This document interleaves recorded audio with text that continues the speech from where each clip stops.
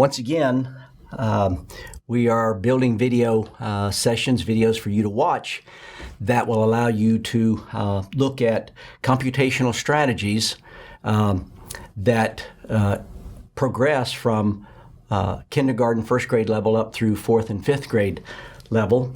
And we've already considered the addition principle and the computational strategies associated with it, not all of them. And we've looked at the multiplication principle. We looked at computational strategies that are designed for that particular arithmetic principle, again, from roughly first grade, second grade, up through fourth or fifth grade.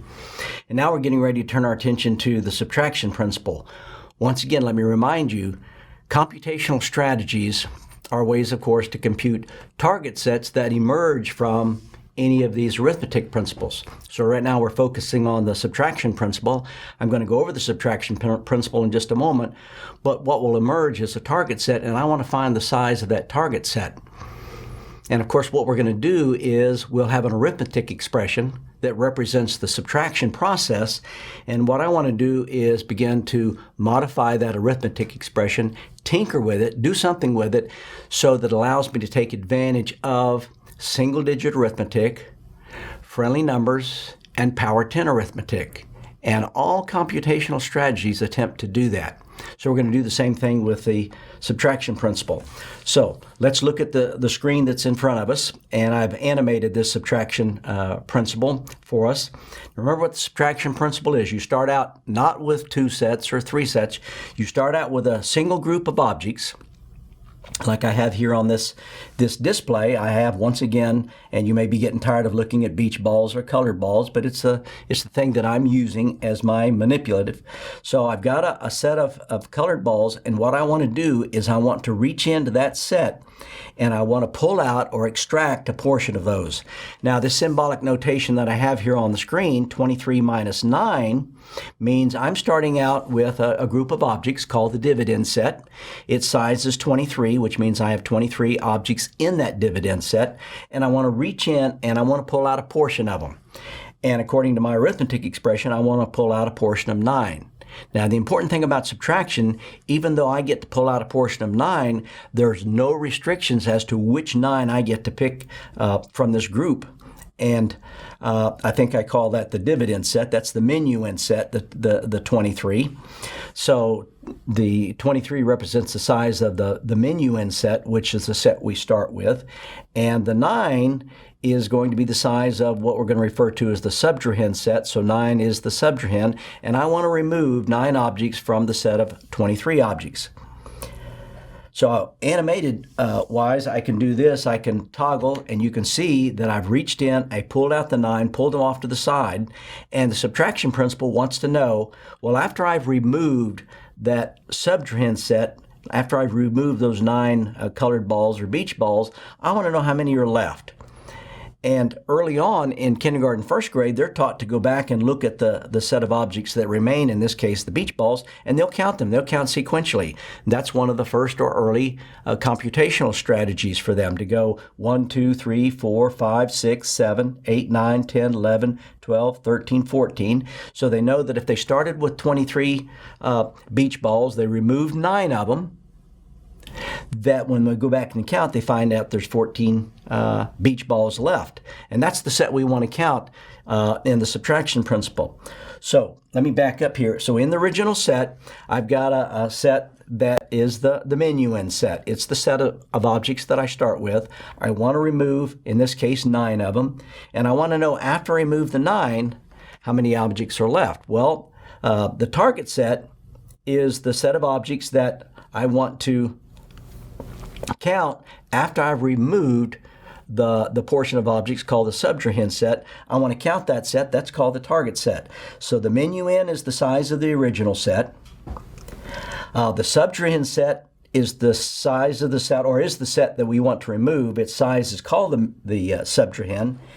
And the size of the set of objects that remain after I've removed the subtrahend set, that size is called the difference. So we have those 3 terms to worry about. The first number in the 23 minus 9 equals what number.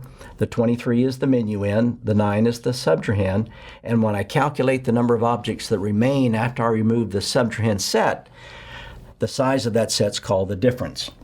So again, what we want to do is take this principle and start looking at computational strategies that allow us to progressively move to counting target sets or that remaining set when the sets are small in size up to the cases or the situations where the numbers are large in size.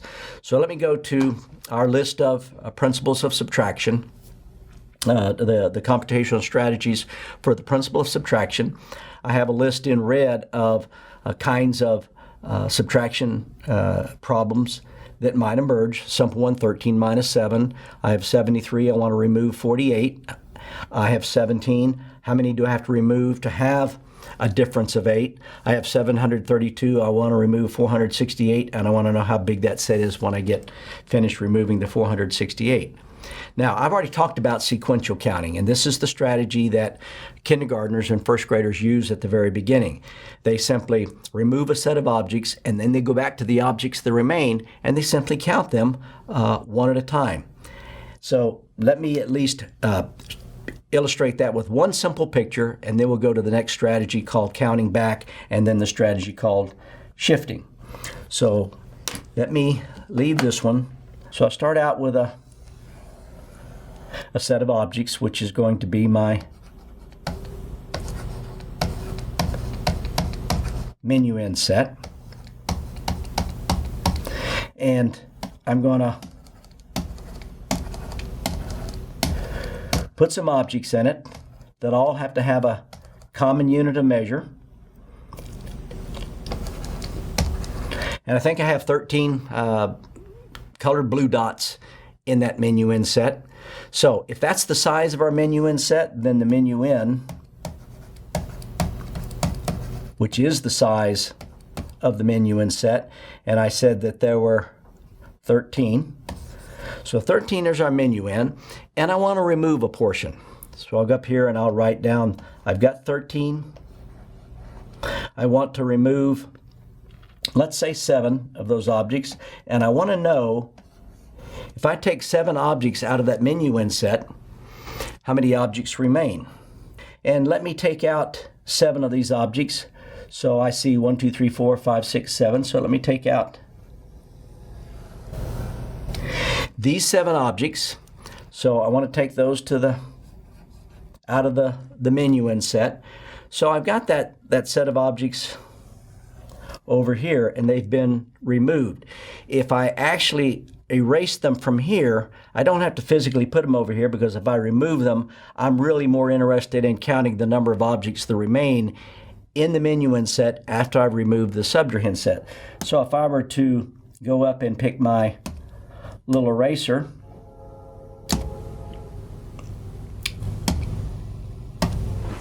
then I could go in here and erase these objects.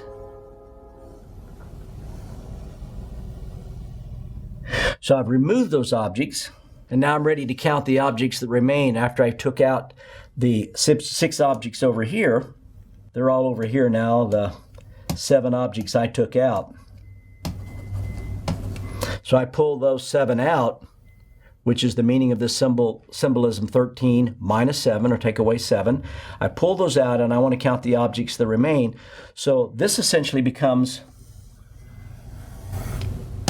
that set of objects is my target set. And it's the one I want to count. Well, again, kindergarten, first graders, they're simply going to look back at that set and go 1, 2, 3, 4, 5, 6.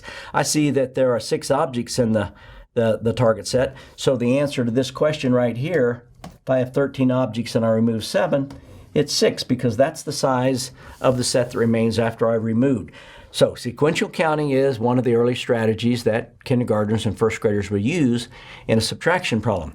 Now remember, we eventually want to get to a point where when they're finding the difference for 13 minus 7, we don't even want them to form the target set. We want them to be able to calculate what that difference would be without forming the target set.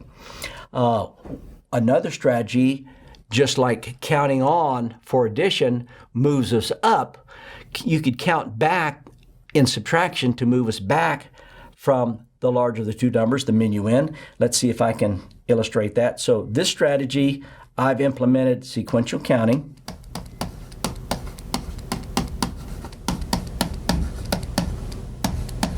To count the size. Sequential counting to count the size of the target set. A good early strategy. Not a good strategy for second graders, third graders, or fourth graders. So let's move to a new screen. And this time, let's again find the difference of 13 and 7.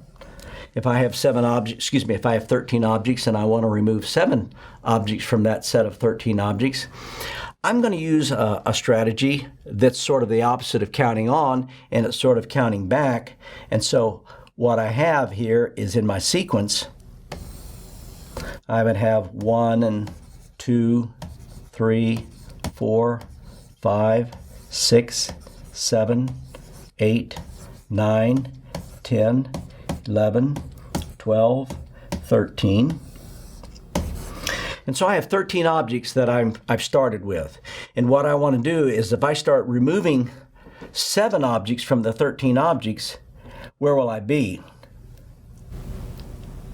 So here's how we're going to go. We're going to start removing them. So I'm going to remove 1, remove 2, remove 3, remove 4, remove 5, remove 6, and remove 7. And so right here, that's the answer where I've taken 7 objects and I've taken it away from 13. I get down to 6, and so 6 is my difference by counting backwards. And again, I went from 13, so it's take away 1, so it's 13, and then down to 12, 1 time down to 11, 2 times, so you subtract 1, 2, 3, 4, 5, 6, 7, and so the number I end up on, that's the number that represents the difference. Let me try that with a little different number. Let's suppose I take 18 and I want to subtract, let's say 9 from that one. Then I could start out with the minuend, which is 18. And so I'm going to start subtracting 9, so I count backwards. So it would be 17, 16. So here's 17, 16, 15, 14, 13, 12, 11, 10, 9, 8, 7, 6. And you say I've already passed what the difference would be if I have 18 and I subtract 9. So the question is, if I'm going to use this counting back or counting backwards, where do I start? Well, when I remove 1 from 18, I'm down to 7. So here's how you should start it. I'm going to count down from 9. So I'm going to start right here, and I'm going to go, when I subtract 1, I'm going to go 1. So subtract 1. I'm down to 17. I want to subtract 9. Okay, so 1, 2, 3, 4, 5, 6, 7, 8, 9. So here's my difference. So I started with 18 and I started back counting down by 1. 1, 2, 3, 4, 5, 6, 7, 8, 9. Let me do that with a different color so that you see what it is that I'm doing. So again, I'm starting with 18. I want to subtract 9 from it. So it goes 1, 2, 3, 4, 5, 6, 7, 8, 9, and the number I end up on, that is the difference between 18 and 9. It's a good elementary strategy. It's one that you could use for kindergartners and first graders, but it's not one that you want to continue on for larger numbers, but it's a good beginning strategy for kindergartners and first graders. So now I've represented sequential counting, and I've represented what's called counting back or counting backwards. So this is sort of like counting back as opposed to counting on for addition, counting back for subtraction. Now the next strategy we want to look at is the one called shifting. And let's see if I can illustrate shifting. Shifting is one where, again, we're going to modify what it is we're doing in order to take advantage of single-digit arithmetic, friendly numbers, okay, or power 10 arithmetic. But once again, I'm going to illustrate it with small numbers first. So let's go back once again to 13 minus 7. Since we've done this several times now, you already know the answer is 6. So the size of the target set in a subtraction problem, this particular subtraction problem, the size of the target set was 6. Now I'm going to use a strategy called shifting.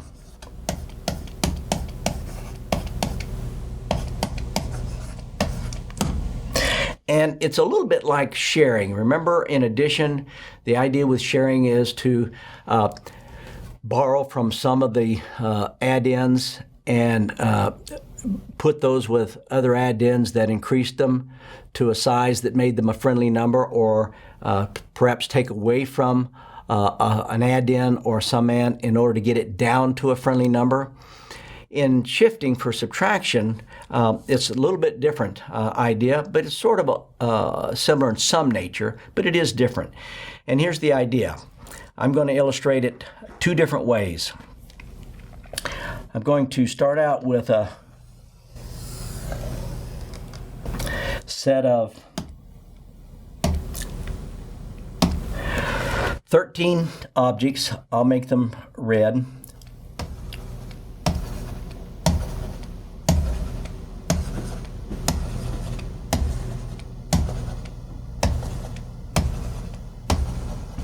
Okay, I believe I counted right. So there are 13 red dots, or 13 red balls in my menu in set. And my arithmetic expression says I want to take out 7. So I'm going to take out 7, but I'm not going to actually take them out right now. I'm going to simply circle that set of objects. I'll do that with a blue pen. So I'm going to circle the objects I want to take out. So there's the objects in my menu in set. That's my subtrahend set. That's the set of objects I want to remove. And I want to find out what the difference is. In other words, I want to find out that if I remove the 7 objects that I have circled in blue, I want to count the number of objects that are left. And clearly you can see by subitizing, just by looking at it, you can see there are 6 of them there. Now, watch what I'm getting ready to do. I'm going to modify this particular problem by adding some objects into the menu in set. And let me see, I'm going to add them in a different color so you can see them very clearly. So let's make them green. Okay, so I'm going to put some objects in there. Now, how many objects do I want to put in this menu in set, except I'm not going to put them in the entire menu in set. I'm going to put them in the subtrahend set, and in a minute or so you will see exactly why I'm doing that. What I'm going to do is 7, which is my subtrahend. I can do subtraction better when the subtrahend is a friendly number than when it's an unfriendly or non-friendly number. Well, I like 10, so here's what I'm going to do. I'm going to put 3 balls in there, and here's what I've accomplished. By putting the 3 balls in there, and change my pen color here. By putting the 3 balls in there, I've changed the size of the subtrahend by 3. I've added 3 to 7. It's now 10. But now notice I put the 3 balls in the subtrahend set. So when I remove all those balls, including the green ones, the 7 red ones and the 3 green ones, it didn't change the size of the target set, the set we want to count. So by putting those 3 in there, here's how I've changed this problem. I changed this problem by adding 3 to the subtrahend. And not only that, when I added 3 to the subtrahend, notice those 3 also belong to the entire menu in set. So when I added 3 to the subtrahend, it adds 3 to all 13 of them. So adding 3 to the 13 means I must have started out with 16 instead of 10. Now, I have modified the problem. What I did was I cleverly added some objects to the subtrahend set to turn it into a set with size 10 objects, and that's a friendly number. And kids will find it easier to subtract 10 from 16 than they will subtracting 7 from 13, because they've learned that 10 is one of their key numbers, and they know it only takes 6 objects to add to 10 to get to 16, so they can subtract 10 from 16 very quickly. It's 6. They know that the size of the set that's missing, the difference, is really 6. So there are 6 colored balls that are still remain in the minuend set. Now, once again, what did I accomplish? Well, looking back at the minuend set, I had a subtrahend that was 7. I don't like 7. I would much rather have a friendly number there. So I chose to add 3 green objects to it to change both sets. I've changed the size of the subtrahend set by 3, and I changed the size of the minuend set by 3.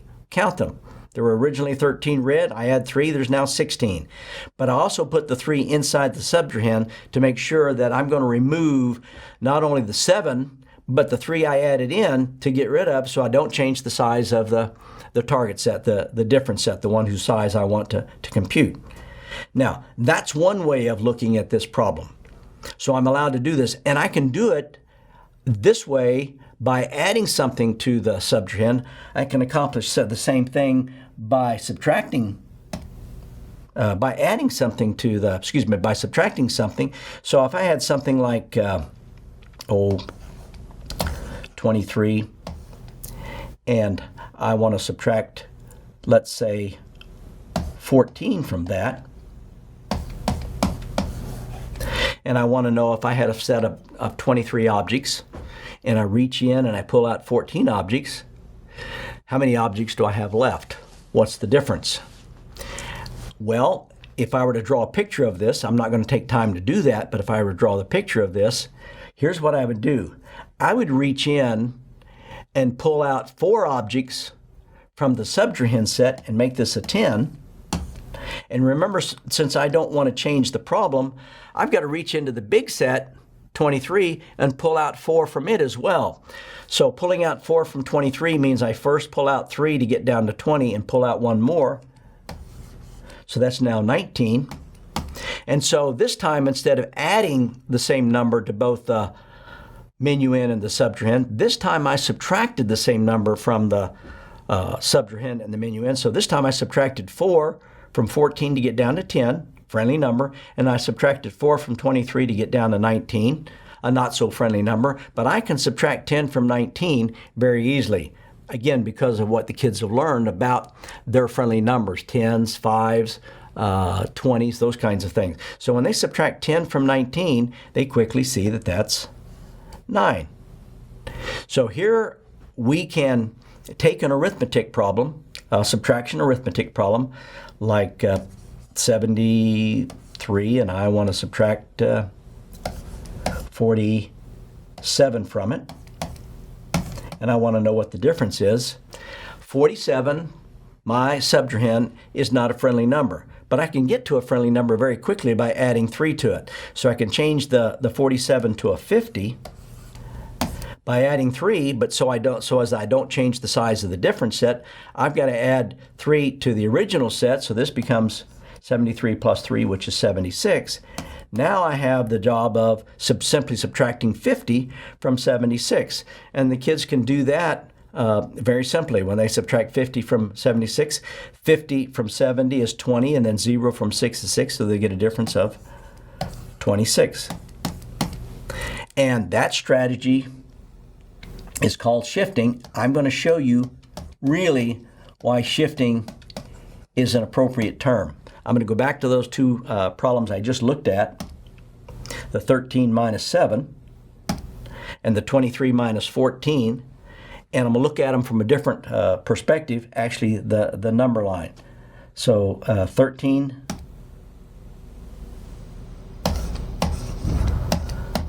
minus 7, and I'm going to look at it slightly different perspective, but the result will be the same. I'm going to look at a number line, and I'm going to look at some numbers along the number line. I'm going to start with 10 and 11, 12, 13, 14, 15, 16, 17, 18, 19, 20.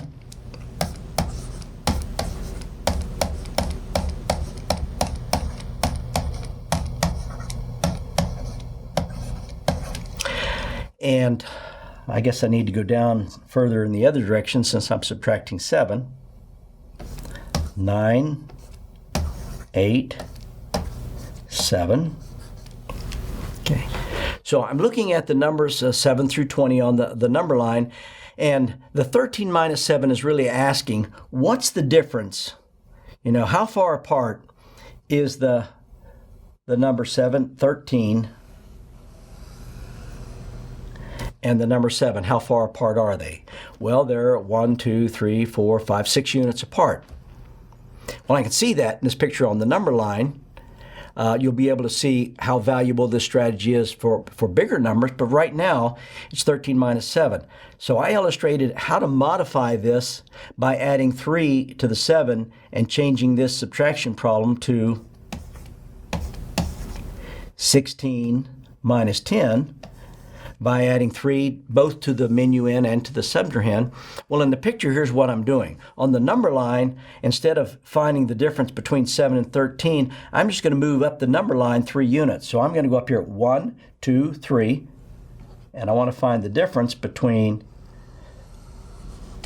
and go up 3 units here, 14, 15, 16. I want to find the difference between 10 and 16. And what I've done is I've shifted the problem from finding the difference between 7 and 13 to finding the difference, which is the same, finding the difference between 10 and 16. That difference is the same, and kids can do this with some manipulatives. If you create a number line for them and ask them to find the difference and ask them to change the differences to get different ways to compute the same difference set. So this problem, the 16 minus 10, I could have gone up to, let me change color.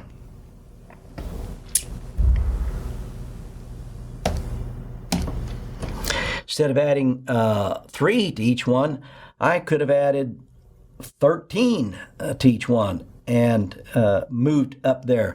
So this time, I could take 13 and add it to 7. That will get me up to 13, 7 will get me up to 20. And then if I add 13, I'm up to 26.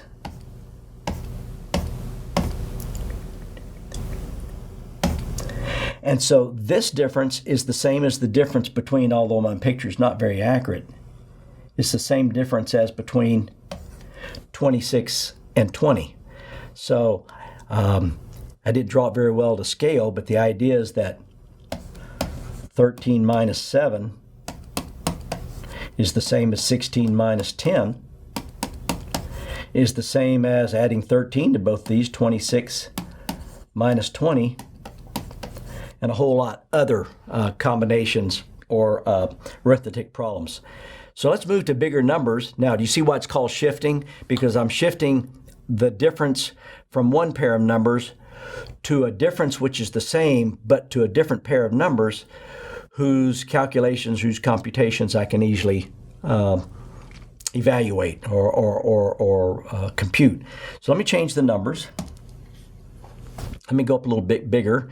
And so let's take 83, and let's suppose I subtract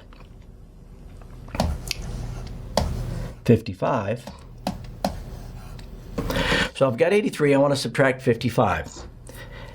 Now, it's not that I'm entirely opposed to borrowing, but borrowing is a strategy that is almost by design creating potholes and places for kids to fall into, where the strategies I'm going to illustrate in this video for subtraction avoid borrowing. We don't ever do borrowing in here. We just simply change the problem in order to take advantage of what? Single-digit arithmetic, friendly numbers, and power 10 arithmetic. So in this problem right here, I'm going to subtract 55 from 83. And since this digit 5 is bigger than the digit 3, I would have to borrow in order to implement the strategy that I was taught back in the 3rd, 4th, and 5th grade. But I'm just going to modify the problem. What I'm going to do is I can either subtract 5 or add 5 to get to a friendly number from my subtrahend. So the very first thing, I'm going to subtract 5. So I'm going to write this as 50. I'm going to subtract 5 from this. First 3, which gets me down to 80, and then 2, which gets me down to 78. And so I can do that calculation. Or if I go up by 5, I got to subtract 60 by adding 5 and adding 5 here from 88. And either one of these second two problems, the second problem or the third problem, are much easier for kids to compute than the first problem. They can either, in the second problem, subtract 0 from 8, get 8, and 50 from 70 and get 20 and 50 from 70 and get 20, which is 28, or they can subtract 0 from 8, get 8, or 60 from 80, get 20, which again is 28, or they can just see 60 from 88 is 28. So changing our subtrahend, which may or may not be a friendly number, to one which is a friendly number, facilitates the arithmetic. And you can do this with 2-digit arithmetic or 3-digit arithmetic or even 4-digit arithmetic. Idea is make that subtrahend, that second number, a friendly number so that you can perform the subtraction easily. And when I say make it friendly, it may be enough that all you need to do is make sure that if I have 2 3-digit numbers and I'm trying to perform subtraction between them, I just want to make sure when I modify these, all these digits here are less than or equal to all of the digits here. And that can always be done so that I don't ever have to borrow. Again, this is the strategy known as shifting.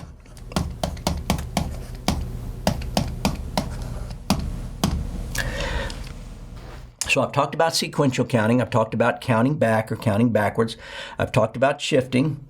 Combination pairs are once again pairs of numbers that the kids can do subtraction with that are pretty easy. Same way with subitizing and same way with compatible pairs. So let me sort of put those together and we will talk about combination, subitizing, and compatible pairs. So we want to talk about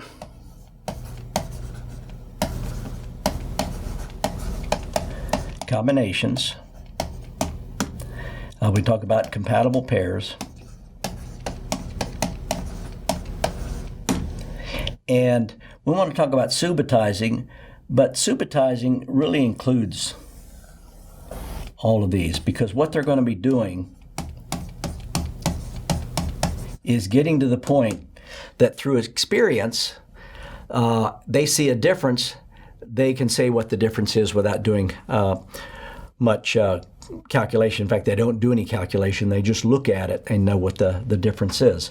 So because of the combinations they had to learn for addition, they know, for example, that. So let me start with 5. That's a friendly number. Let me subtract 3. Now, if they do this enough times, they will see that there's a relationship between subtraction and addition, and they know this difference is 2, because they know that if they have 5 objects and they remove 3, there's going to be 2 behind, because if I take away 3, then the 2 that are left behind, Piaget's conservation of numbers says if I took out 3 and 2 are left behind, if I put that 3 back in, it's 5.